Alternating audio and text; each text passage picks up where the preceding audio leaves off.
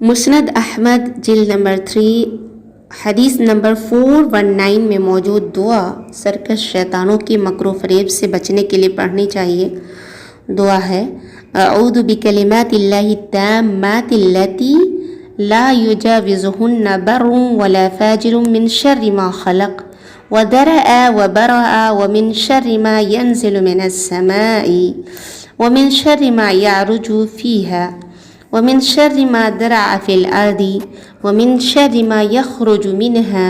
ومن شر فتن الليل والنهار وشر كل طارق إلا طارق يطرق بخير یا رحمن.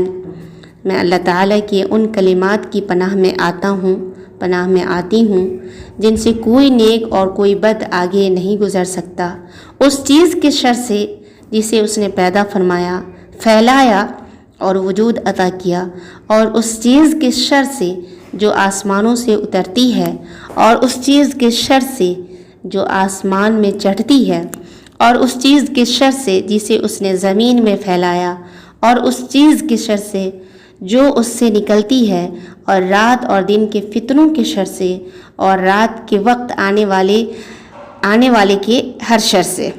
رات کے وقت ہر آنے والے کے شر سے، سوائے ایسے رات کو آنے والے کے جو خیر کے ساتھ آئے. اے نہایت رحم کرنے والے.